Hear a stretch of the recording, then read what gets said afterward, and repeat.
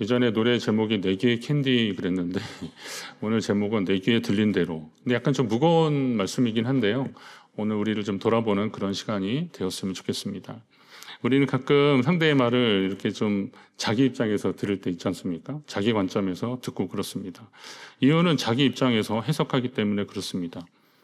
우리가 보통 그 다른 사람들의 말을 오해하는 말들이 있더라고요. 그게 뭐냐면 나중에 연락할게 이런 말이래요. 이런 말들은 그 연락을 기다리라 아주 목이 빠지는 사람도 있다는 겁니다. 또 괜찮아 이런 말도 사실 괜찮은 말은 괜찮잖아요. 그런데 이게 진짜 괜찮다는 의미일 수도 있지만 속으로는 불편하거나 화가 나는데도 그냥 더 이상 말하기 싫으니까 괜찮다 이렇게 하는 걸로 또 들릴 수도 있다는 겁니다. 뭐 내가 할게 이런 말들은 상대방을 이렇게 도와주겠다는 그런 의미도 있지만 상대방이 무능하다는 것을 암시하는 그런 말이 될 수 있다는 겁니다. 그래서 이렇게 들릴 수도 있겠나? 그리고 알겠어. 이런 말들은 이해했다는 의미일 수도 있지만 상대방의 말에 동의하지 않거나 더 이상 이야기하고 싶지 않을 때 그냥 알았다고 그냥 그렇게 하는 거죠. 이런 말들이 사실은 좀 오해가 될 수 있다는 겁니다. 근데 저는 좀 생각해 봤을 때 이게 물론 그런 의도가 아닌데도 또 자기 상황이나 형편에 따라서 그렇게 잘못 들릴 수도 있다는 겁니다. 따라서 좋은 이야기야 모르겠지만 혹시 심각하거나 중요한 이야기를 할 때는 특별히 좀 부정적이거나 비판적인 이야기를 할 때는 더욱더 신중해야 되는 겁니다. 뭐 나는 한번 지나가는 얘기를 했을지 모르겠지만 상대는 그것 때문에 잠 못 이루는 경우도 있습니다. 저도 설교 준비하면서 혹시 제가 한 말 때문에 성도님들 중에서 좀 상처받은 분이 있지 않았을까 한번 이렇게 되돌아보는 겁니다. 잘 아시겠지만 이 말이라는 것은 우리 입을 떠난 순간부터 내 것이 아닌 것이 됩니다. 분명히 내가 한 말이지만 이미 내 입을 떠나면 내가 통제하기 어렵게 됩니다. 떠나기만 하면 다행인데 그것이 내 삶의 영역으로 부메랑이 되어서 다시 돌아와 영향을 미치기 때문에 그렇습니다. 오늘은 이스라엘 백성들이 하나님 앞에서 원망하고 그리고 불평하면서 지도자를 향해서 퍼부었던 말들이 있었습니다. 그런데 이 말들이 어떻게 그들에게 다시 돌아왔는지를 좀 보려고 합니다. 여러분은 자신이 한 말 때문에 자신이 잘 감당하지 못해서 어려움을 당하거나 오해가 생겨서 마음고생 하신 적 있지 않으십니까? 의도하지 않았는데 아니면 또 오해해서 그런 것 때문에 관계가 깨어진 적이 있지 않습니까? 말 때문에요. 오늘 말씀을 통해서 하나님과 여러분들 앞에서 하나님과 사람들 앞에서 여러분의 말들을 좀 잘 점검하는 그런 시간이 되었으면 좋겠습니다. 대화와 관계의 기본은 상대에 대한 신뢰입니다. 이 신뢰가 깨지면 잘 대화하기 어렵더라고요. 그리고 전혀 다른 관점에서 자꾸 이야기를 하니까 그렇습니다. 여야 지도자들이 만나면 정말 그런 것 같아요. 어떻게 이렇게 생각이 달라도 다를 수 있을까? 참 걱정입니다. 상대를 믿지 못하면 정말 대화가 불가능합니다. 시장에서 물건을 살 때도 여기 상인들이 계시긴 하지만 흔히 하는 말이 뭐예요? 나 이거 팔아도 하나도 안 남는다. 이렇게 얘기해서 정말 그러실까? 막 생각이 드는 거죠. 저는 가끔 그래요. 저한테 이제 목사님이라고 이렇게 잘해주시는 분들이 있는데 손해보지 말고 하시라. 정말 이 일들을 열심히 하셔서 하나님께 영광이 되어야 되는데 장사가 잘 되고 그래야 되는 거 아니냐. 그러니까 절대 손해보지 마시고 장사하시라. 장사꾼이 손해보면 안 되지 않습니까? 예전에 그 네팔에 선교 때문에 갔는데 거기 갔다가 네팔이 좀 이렇게 나라가 이제 물가가 좀 어느 정도 싸지 않습니까? 그 경제 편차가 있으니까. 그래서 네팔의 제2도시라고 하는 포카라라는 지역에 갔는데 함께 갔던 분이 패딩 점퍼를 하나 좀 사고 싶다고 해서 같이 갔는데 한 800불 하는 건데 80불밖에 안 하더라고요. 그래서 이거 싸다. 그 당시 환율로 보면 한 9만 원 뭐 정도 됐던 것 같은데 또 이거 싸다고 이거 좋다고 막 그랬는데 어차피 진품은 뭐 너무 비싸서 부담되니까 네팔에 온 기념으로 하나 사자 그래가지고 이제 살려다가 선교사님이 시장에 가서 그냥 한 번에 사지 마시고 좀 흥정도 하는 좀 재미를 느끼시라고 그래서 우리가 이제 이런저렇게 막 하다가 점원은 뭐 하나도 못 깎아준다는 겁니다. 그래서 밀고 당기기를 간신히 해서 우리가 누굽니까? 그래서 60불에 이제 해결을 봤어요. 그래서 근데 점원이 그걸 이렇게 싸주면서 자기가 이렇게 팔기는 자기 신에게 맹세하는데 진짜 생전 처음이다. 그리고 이렇게 장사하면 나는 곧 문을 닫게 될 것이다. 막 그러는 거예요. 그러니까 이제 싸게 깎아서 산 분이 좀 미안하고 그러니까 모자가 하나 있었거든요. 그랬더니 이거는 그래도 이제 하나도 안 깎고 그냥 부르는 대로 좀 그래도 비교적 저렴했으니까 그래서 하나 사줬습니다. 그렇게 하고 이제 네팔 수도가 이제 카트만두인데 카트만두에 우리 이제 다음 날 이제 한국으로 돌아오는데 그 숙소 옆에 시장이 하나 있어서 밥 먹고 한번 둘러보자고 그래서 운동 삼아 가는데 그 포카라에서 산 똑같은 옷이 여기 있는 거예요. 그래서 궁금해서 제가 물어봤어요. 이건 어떻게 되나? 그래서 이거 얼마냐 그랬더니 60불이라는 겁니다. 그러니까 또 황당하잖아요. 그래서 이거 봐라. 그래가지고 다시 물어봤어요. 깎아달라고. 그랬더니 안 된다고 막 그러더니만 결국은 하다가 해가지고 45불에 이제 맞춰주려고 그러더라고요. 그러니까 먼저 3분은 뭐 또 살 수는 없고 그러니까 다른 분이 내가 하나 사야겠다 그러면서 45불에 이제 사겠다고 한 겁니다. 그때 이후로 우리가 룰을 세웠습니다. 물건값은 자기만 알고 있기. 뭐 그거 가지고 자랑하지 않기. 그런 거죠. 여러분 근데 이제 뭐 관광지나 이런 데서 선교지나 이런 데서 어쩌다 한번 있었던 일이기 때문에 그런데 만약에 시장에서 장사하는 분이 계속 그렇게 가격 가지고 신뢰하지 못한 일을 계속하게 되면 그분은 아마 당장에는 자기가 원하는 가격을 받을지 모르겠지만 그러나 지속적으로 그 장사를 하기는 좀 어려울 겁니다. 이게 이제 신뢰라는 거죠. 자, 안타깝게도 하나님의 백성이라고 하는 이스라엘 백성들이 하나님을 전적으로 신뢰하지 못하는 그런 상황이 되어버리고 말았습니다. 그들은 애굽을 탈출하며 홍해를 건너고 시내산에서 하나님 백성에게 주는 십계명을 받았습니다. 바람 광야를 지나기까지 만나와 메추라기를 먹었고요. 또 하나님이 물을 주시기도 하고 하여튼 여러 가지를 많이 경험했습니다. 자, 이 정도 됐는데 그런데 그들이 들어가려고 하는 가나안 땅에 대한 보고를 받고 12명의 정탐꾼이 40일 동안 다녀오더니만 그 중에 부정적으로 보고한 사람들이 있었잖아요. 그 땅이 아름다운 땅은 맞는데 열매도 좋고 다 좋은데 그들이 너무 크고 그리고 우리는 그들에 비하면 우리가 봐도 메뚜기 같은데 그들이 보면 오죽하겠냐 이런 보고를 막 하기 시작하는 겁니다. 그러니까 그 실망한 나머지 하나님을 원망하면서 그들이 막 불평하면서 이야기하는 겁니다. 우리가 애굽 땅에서 죽었거나 이 광야에서 죽었으면 좋았을 것을 어찌하여 여호와가 우리를 그 땅으로 인도하여 칼에 쓰러지게 하려 하는가? 아무려면 하나님이 그들을 칼에 쓰러지게 하려고 이끌어 가셨겠어요. 그런데도 어찌하여 그렇게 하시려느냐 라면서 하나님의 본심을 의심하며 원망하고 불평하는 말들을 막 쏟아내기 시작되는 겁니다.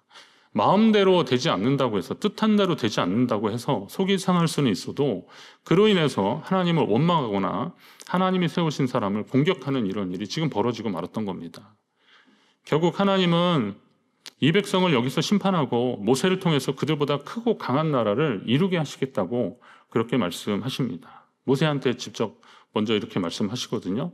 그러나 모세는 지도자답게 다시 한번 이 백성에게 기회를 달라고 간청합니다. 하나님께서 이 백성을 애굽에서 여기까지 인도하셨는데 만약 여기에서 멸하시면 다른 이방인들이 말하기를 뭐라 그러겠냐면 그들의 하나님이 이 백성을 인도할 능력이 없어서 그냥 죽게 했다 할까 염려됩니다. 이 모세가 하나님께 기도하면서 약간 밀당 기도를 하는 거죠. 하나님의 마음을 건드리는. 하나님이 능력이 없어서 여기서 죽게 한다고 이방 사람들이 그러면 그것도 하나님 망신 아니십니까? 하나님 영광 가리는 일이 아닙니까? 물론 그런 걸로 하나님이 뭐 영광 가릴 분은 아니겠지만 하나님이 그렇게 하시면 안 됩니다. 이 백성에게 다시 한번 기회를 달라고 모세가 그렇게 기도하고 있습니다. 그랬더니 하나님이 이 모세의 기도를 들으셨습니다. 의인의 간구는 역사하는 힘이 많거든요. 그의 귀는 의인의 간구에 귀를 기울이신다. 하나님은 의인의 간구에 귀를 기울이시는 분이심을 믿으시기 바랍니다. 모세가 그렇게 하나님 앞에 기도했더니 하나님이 그 기도에 귀를 기울이셨던 거예요. 그런데 모세의 기도의 응답으로 이스라엘 민족을 멸하시는 계획은 철회하셨지만 그들을 멸하시려고 하는 계획은 철회하셨지만 하나님을 원망하고 불평한 사람들은 그 땅을 못 보게 하겠다고 하십니다. 그게 뭐냐면 애굽을 나올 때 20세 이상으로 계수된 자들의 시체가 이 광야에서 엎드려질 것이다. 이렇게 말씀하십니다. 어떻게 보면 이거 좀 너무하신 거 아닌가 생각이 듭니다. 좀 원망하고 불평했다고 기껏 여기까지 나왔는데 이 광야에서 죽게 되는 것도 좀 너무하신 거 아닌가. 하지만 이 광야에서 엎드려지는 것은 하나님의 생각이 아니었던 거죠. 뭐예요? 이스라엘 백성들의 입에서 나온 말입니다. 그들이 앞에서 말한 대로 우리가 애굽 땅에서 죽었거나 이 광야에서 죽었으면 좋았을 것을 어찌하여 여호와가 우리를 그 땅으로 인도하여 칼에 쓰러지게 하려 하는가. 그렇게 불평했는데 백성이 하나님을 원망하면서 했던 말이거든요. 차라리 광야에서 죽었으면 좋았을 것을 저 가나안 땅에 들어가서 칼에 맞아 죽게 됐다 했던 그 원망하는 말들 하나님이 들으셨다. 그들이 한 말이 하나님의 귀에 들린 대로 하나님이 하시겠다는 겁니다. 자, 그들이 아직 뭘 몰라서 어린아이같이 투정을 부린 거라면 다시 생각하실 수도 있습니다. 그런데 그들은 그런 투정을 부릴 만한 그런 상황이 아닙니다. 지금 이 시점으로 보면 애굽에서 나온 지 한 1년 남짓한 그런 시간이 지났기 때문에 그건 단순히 시간만 지난 것이 아니라 하나님과의 반복적인 경험을 통해서 관계가 쌓아지고 신뢰가 충분히 쌓아질 만한 그런 시간들이 있었던 겁니다. 그런데 그러면서 또 애굽에서 하나님의 이적을 체험했고 광야에서 하나님의 인도와 보호하심을 경험했던 사람들인데 그런 사람들이 하나님을 신뢰하지 않고 불신에 가득 찬 원망과 불평이나 하고 있으니 하나님이 심판을 하신다 해도 사실 할 말이 없는 거죠. 믿음에 대한 책임이지 않습니까? 하나님이 그동안 그렇게 함께 하셨는데 오늘 우리도 너무 쉽게 불평의 말들을 늘어놓지 않습니까? 명심해야 됩니다. 하나님이 들으신다는 겁니다. 한번 따라할까요? 하나님이 들으신다. 하나님이 들으신다. 우리는 항상 하나님 앞에 사는 사람들이잖아요. 구원받은 백성들은 하나님 앞에 사는 사람들이기 때문에 하나님이 우리의 모든 말들을 들으신다라고 생각하셔야 됩니다. 잠언 4장에 보니까 구부러진 말을 내 입에서 버리라 그랬고요. 비뚤어진 말을 내 입술에서 멀리하라 그랬습니다. 구부러지고 비뚤어진 말, 부정적이고 그리고 누군가를 음해하려고 하는 말들 아니면 사실을 왜곡하는 말들 이런 말들이 다 구부러지고 비뚤어진 말들인데 이런 것들을 버리라는 거예요. 내 입술에서 멀리하라는 거예요. 생각 없이 습관적으로 하는 여러분의 말에 스스로 지배를 당할 수도 있다는 겁니다. 따라서 우리의 말을 조심해야 되는 거죠. 사람이 마음에 가득한 것을 입으로 하는 거잖아요. 표현하지 않습니까? 그러니까 그 마음에 쌓은 선이 선으로 나타나는 거예요. 근데 악은 악으로 나타나는 거예요. 그러니까 그 입술을 조심해야 되는 겁니다. 시편에 보니까 내 입술에 파수꾼을 세워달라고 한 것도 그런 것 아닙니까? 우리가 하나님 앞에 또 사람들 앞에 어떤 삶을 살아야 되는지 하나님이 우리를 기뻐하시며 우리를 그 땅으로 인도하실 것입니다. 이것은 긍정의 마음을 가지고 믿음의 마음을 가지고 있었던 여호수아와 갈렙의 말들입니다. 차이가 나죠? 우리가 죽을 데가 없어서 여기서 죽게 되었다. 이렇게 말하는 사람들이 있었고 하나님이 우리를 기뻐하시면 우리를 그 땅으로 인도하실 것입니다. 대조적인 말들이잖아요. 하나님이 어떤 사람들의 말을 더 기뻐하시겠습니까? 긍정의 마음을 가진 사람들에게 은혜와 복을 주실 줄로 믿습니다. 긍정의 말, 믿음의 말을 하는 저와 여러분, 우리 교회 되기를 간절히 바랍니다.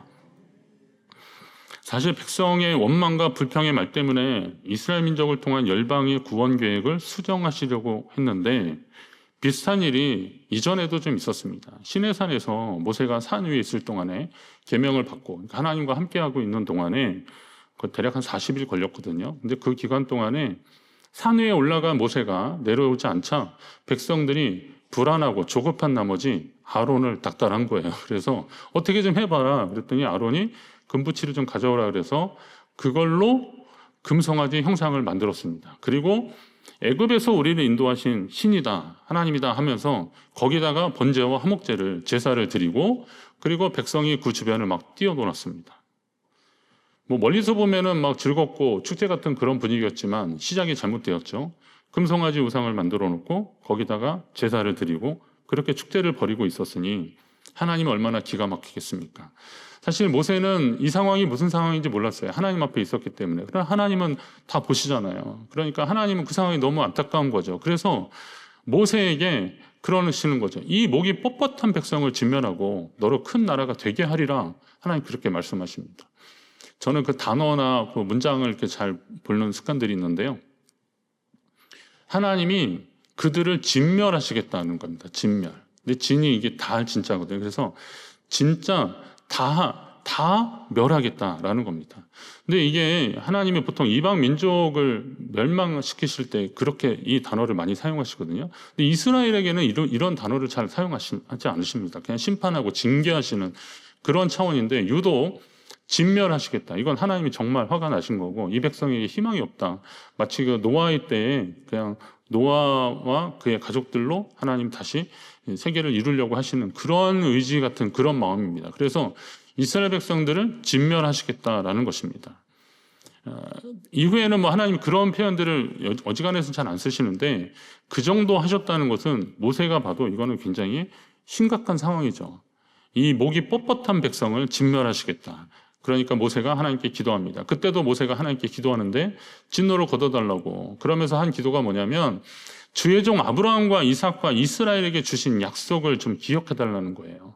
그리고 내가 너희 자손을 하늘의 별처럼 많게 하고 내가 허락한 이 온 땅을 너희 자손에게 주어 영원한 기업이 되게 하리라. 하나님이 그렇게 말씀하셨지 않습니까? 그 약속의 말씀을 기억하셔서 이들을 긍휼히 여겨달라고 그렇게 기도하고 있습니다. 이러한 기도 형식은 아브라함 때도 있었습니다. 훨씬 전이지만 조카 롯이 살고 있는 소돔과 고모라를 심판하시라고 하는 하나님의 뜻을 한 이 아브라함이 그 땅에 의인과 악인이 섞여 있는데 같이 멸하시겠냐고, 의인 50명만 있어도 하나님 그들을 멸하시겠냐고 하면서 하나님께 기도하기 시작했는데 50명, 45명, 그러다가 5명씩 내리다가 그냥 40명, 30명, 결국은 10명만 있어도 하나님 그 땅을 심판하시겠냐고, 걷어달라고 막 그렇게 기도하고 있습니다. 자, 이런 기도를 요약하면 이게 하박국 선지자가 기도한 대로 진노 중에라도 긍휼을 잊지 말아달라고 하는 그런 기도입니다. 하박국 선지자가 하나님께 하나님의 부흥을 수년 내에 좀 나타내달라고, 그리고 하나님이 심판하시지만 진노하시지만 그 진노 중에도 긍휼을 잊지 말아달라고 그렇게 기도하는데, 이게 이 하박국의 기도를 많은 사람들이 같이 따라하고 있죠. 하나님 진노 중에도 긍휼을 잊지 말아달라고, 하나님 백성을 불쌍히 여겨달라고 그렇게 기도하고 있습니다. 모세와 아브라함, 하박국 선지자 기도의 특징을 잘 보시면 이들은 자신을 위한 기도가 아니라 민족과 타인을 중보하는 그런 기도를 했던 겁니다.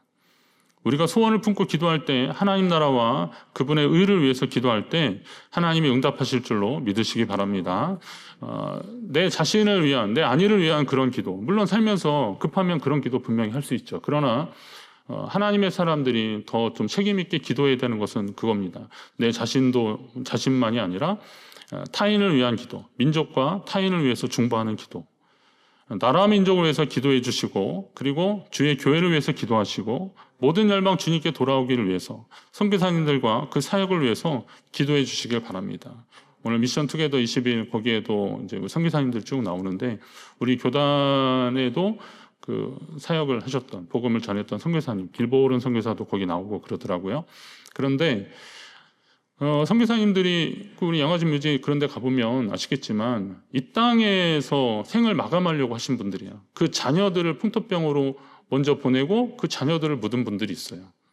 제가 아는 어느 선교사님도 아프리카에서 사역하시던 분인데 건강검진하다가 뜻밖의 이제 의사가 이건 좀 너무 늦었다. 이제 왜 왔냐. 그러니까 이 선교사님이 보통은 그 정도 되면 빨리 치료받자고 막 그럴 텐데 이 병이 위중한 걸 알고 나는 그러면 다시 아프리카로 가겠다고. 그래서 거기에서 장례를 치르셨어요. 나는 그 땅에 묻히기를 원한다. 그런 마음으로 사역하셨던 분들이 있거든요. 그러면 이런 분들을 위해서, 이런 분들의 사역을 위해서, 뭐 그분들을 위해서도 당연하지만 그분들의 그 사역을 위해서도 우리 함께 기도해 줘야 되는 겁니다. 그 땅에 하나님 앞에 돌아오기를 위해서 기도하는 일들, 이거는 의인의 간구라는 겁니다. 의인의 간구를 하나님이 들으시고 응답하시는 겁니다. 오늘도 모세가 하나님 앞에 그렇게 기도했더니 하나님이 그 백성 전체를 멸하시는 것은 거두시고 20세 이상 정도로만 하셔요. 그리고 또 희망을 더 남겨놓으시는데 그게 바로 진노와 심판 중에서도 오직 여호수아와 갈렙은 생존하리라 라고 하는 하나님의 말씀을 이끌어냅니다. 이유는 아시다시피 여호수아와 갈렙은 상황이 문제가 아니라 언약을 소중히 여긴 사람들이었습니다. 하나님이 이 땅을 주시겠다 하고 하신 그 약속, 언약을 소중히 여겼기 때문에 12명의 정탐꾼 중에 10명은 그 반대되는 부정적인 보고를 했더라도 이 사람들은 하나님이 주신 약속을 믿고 두 사람만 믿음의 말과 행동을 한 것입니다. 하나님의 언약을 소중히 여기고 믿음으로 바라보고 선포하고 행동하는 사람을 주님도 기억하시고 그를 소중히 여기시는 겁니다. 우리 찬송가에 제가 그 찬양 있는데 날 더 귀히 여겨라 이런 찬양이 있거든요. 가사가. 그런데 제가 그 찬양 부르다가 하나님 앞에 많이 이렇게 회개하고 그랬습니다. 내가 정말 주님을 귀히 여기고 있는가? 그런 거죠. 내가 정말 주님을 귀히 여기고 있는가?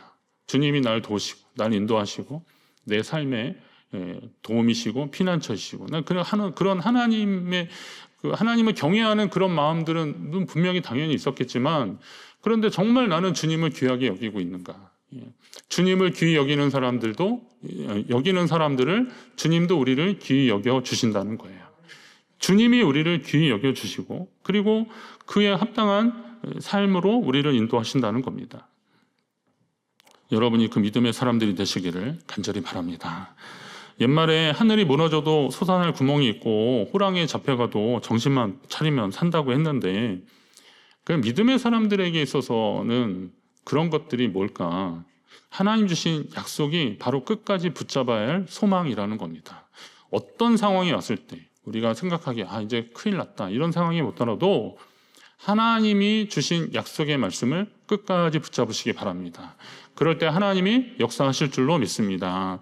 여호수아와 갈렙이 담대할 수 있었던 것은 이게 신약의 말씀이지만 천지는 없어질지언정 내 말은 없어지지 아니하리라 라는 이런 것 같은 그런 말씀을 믿었기 때문에, 그러니까 천지는 없어질지언정 하나님의 말씀은 영원할 것이다, 하나님의 약속은 영원할 것이다 라는 그런 믿음이 그들 가운데 있었기 때문에 하나님이 우리를 기뻐하시면 그 땅을 차지하게 할 것이다, 우리가 그 땅에 올라가자, 그들은 우리의 먹이다 라고 그렇게 선포하면서 나아갈 수 있었던 겁니다.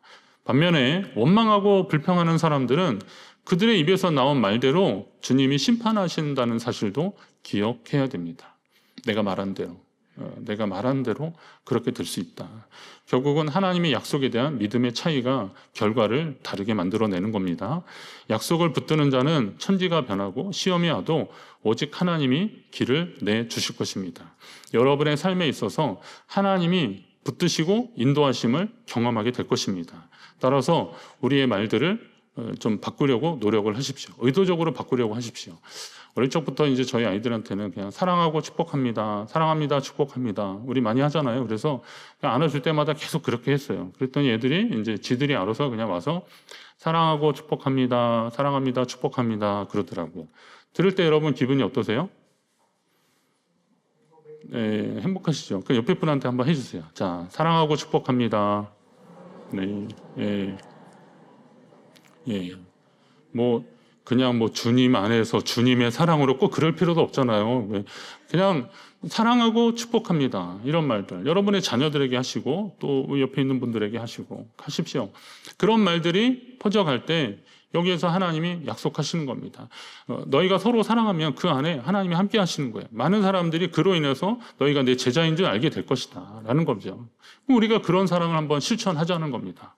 말로 하지 마시고, 그러니까 말로 비난하고 정죄하고 부정적인 말을 섞을 것이 아니라 이왕이면 사랑합니다, 축복합니다 이런 말들을 많이 하시라는 겁니다.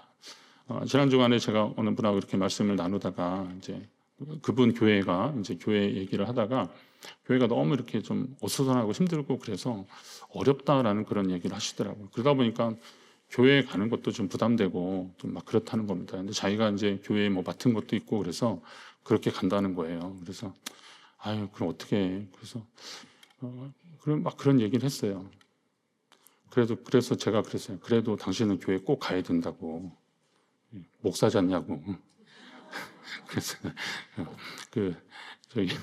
그랬더니 그냥 이제 농담처럼 이렇게 얘기했는데 어쩌겠어요. 근데 그렇게 해야지. 그리고 또 그런 하나님이 기뻐하시는 교회를 만드는 것은 누가 갑자기 짠해서 나타나는 것이 아니라 믿음의 자리를 지키고 하나님 앞에 약속의 말씀을 붙잡고 기도하는 분들에 의해서 이루어질 것입니다.